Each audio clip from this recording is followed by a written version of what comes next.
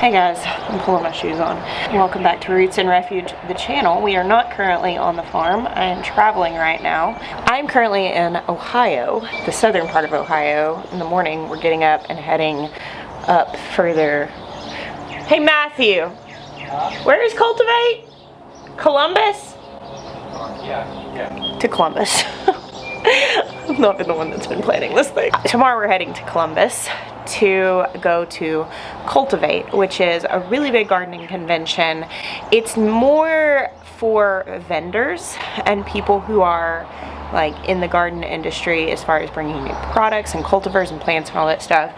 And it is more leaning into like the ornamental side of things. But my friend Matthew went last year.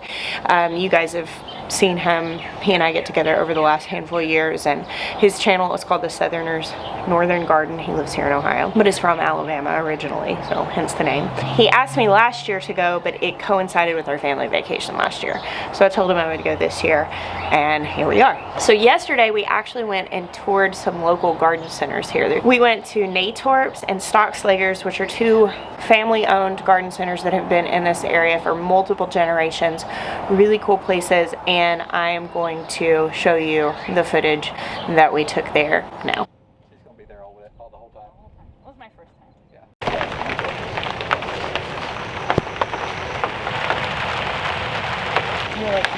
Yeah. Oh, I need to remember this. Sugar plum heuchera. So much color.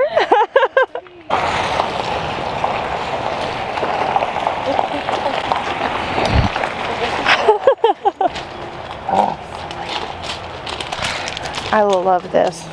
My mom had a Japanese red maple whenever I was younger, and she loved that thing. I like this. What is this? Down my phone, I'm not appreciating this. Ryusen weeping. So many good things. So pretty. Harvest the seed from these to grow. Very cool. This is curry, guys. Curry. That's so nice. Like strip a whole. Oh, wow.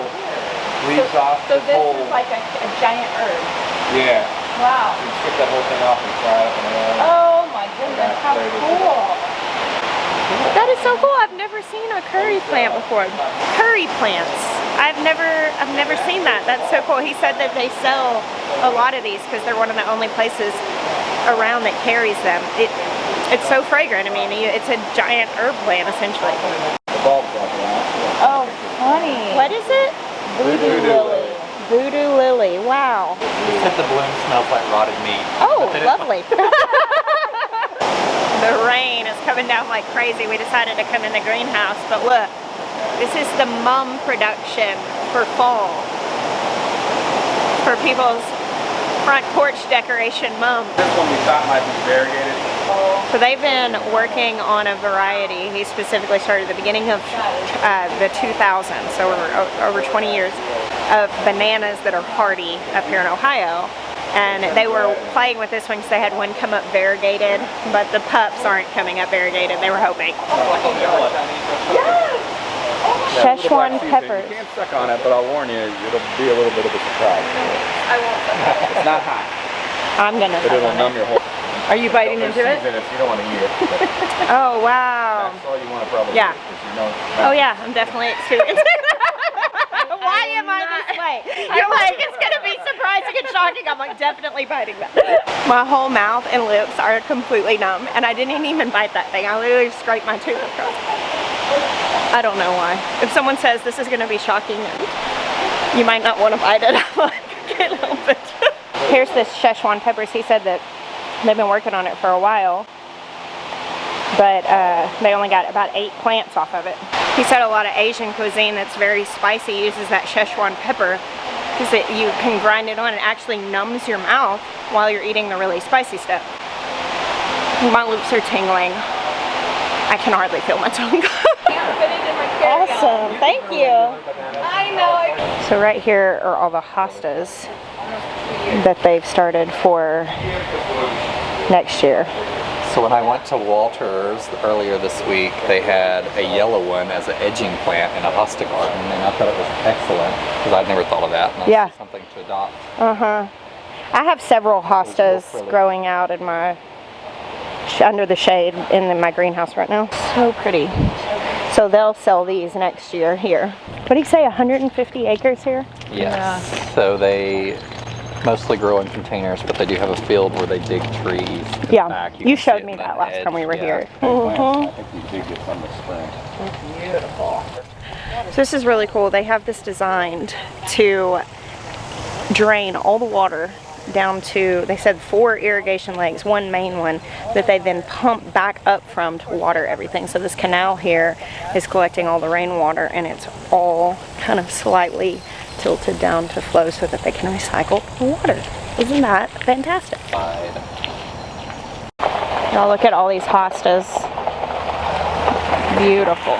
It just keeps going. There are plants everywhere. I love this pink, this dusty. Anytime I can get this in my garden, I really like it. This is the incredible blush. Very cool. The trees. So this is fascinating. They have these buckets in the ground, and they put a bucket inside the bucket, and that way they can just pull it up out. It protects the roots in the winter, it keeps it from falling over, and helps them irrigate. Isn't that really cool? Such a cool thing, and then you don't have to do any digging to essentially harvest the plant for sale. But it alleviates some of the struggles that come with growing in containers, like things drying out, and this helps them stay more irrigated. Very neat. Yeah. Prunus Pink Cascade Weeping Cherry. I think I just love everything weeping. I really like this. All of these shrubs are beautiful. Look at all the trees. I mean, we're not going to walk all the way down, but it goes so far. Big and wide. So many plants. This is the Summer Crush hydrangea. How pretty that is. Hibiscus Paraplu Violet. I need this. This is beautiful. I'm literally taking notes here. How pretty. All of these are roses and berries. And then over here, hostas. Wow. So he's saying all of the hostas that we saw in the greenhouse that were all little plugs, this is where they'll go next. Oh, look at the roses. Look at this. I need to know this one's name. It's called Easy Desert. Rosa FL Easy Desert. That's all I'm saying. That's beautiful. Right here on the other side of the hostas is the main irrigation lake. He said it's 30 million gallons of water, and they pump back from it to all of the irrigation that's set up all over, and then it drains right back down. I love a good garden center, and actually when I travel, it's hard, especially if I'm flying. I don't want to go into garden centers. I very specifically drove my vehicle up here for this trip so that I could have my big old SUV to haul garden stuff back home, because this area of Ohio has so many great places, not just for garden centers but also for decor. We're probably going to do a little more shopping later. Today I'm actually out here with Matthew in his garden, and he is allowing me to separate out where he has like some irises and some different perennials and things he thought I would like, and I am going to dig some of them and separate them. Hello, Matthew. Say hi. Hey, how's it going? It's going good. Look at this beautiful garden. It rained a lot yesterday, so it's very humid out here, but the garden's happy. I'm just going to show them some of my favorite things. Okay, we thoroughly went through and discussed all the different things in here, just he and I, yesterday. Things that I was so excited about. Look at these dahlias. So beautiful. Look.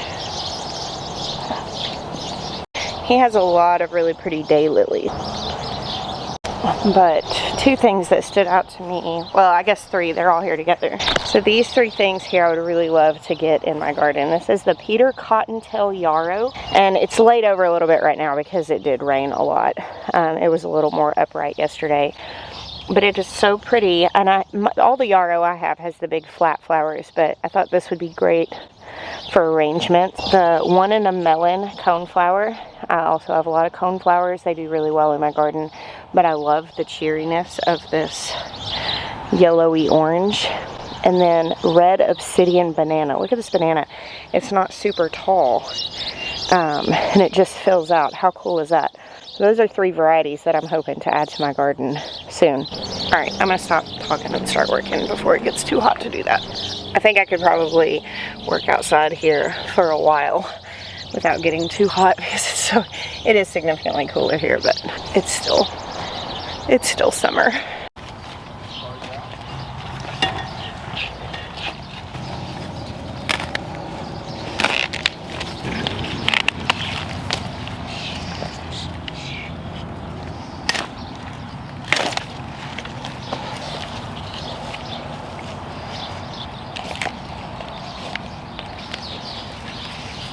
So what I'm doing, because some of these tags have worn off, is I'm just putting what I'm digging up in a pot and just leaving it sitting there, because some of them he knows which ones they are, and some of them he's gonna have to go back and look at some of his old garden tours. So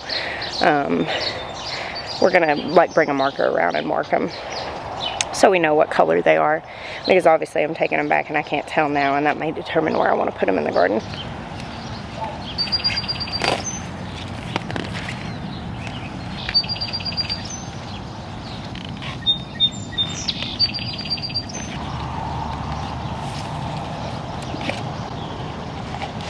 It's so muddy.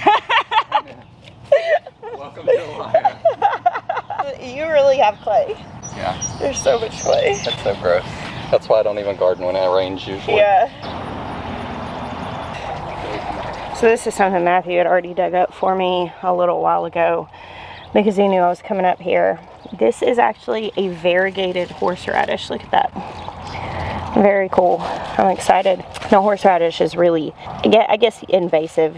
You know, you need to contain it or put it in a place where you don't care if it really spreads. So I'm gonna have to figure out where I want to put this when I get home. He's got it over here. Check out some of these leaves. Very splattery with variegation. I'm getting distracted by the beautiful things and the beautiful light. Wanting to just take photos. Gotta go dig. I'm doing it. I have a hard time separating plants because I'm just like, what if they don't survive? I've always had a hard time with doing this. And they do survive.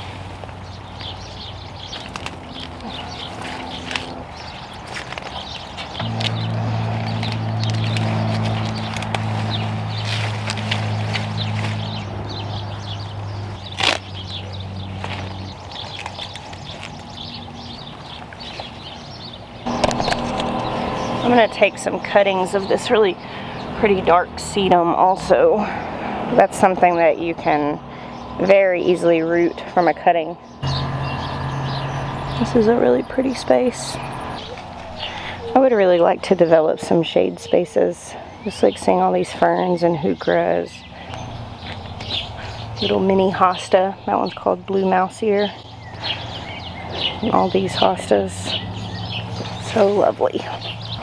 Alright guys, I think I'm done digging for now. I did a few that were in weird positions where I couldn't turn the camera on. But thank you guys for hanging out with me today. It's like, I will divide.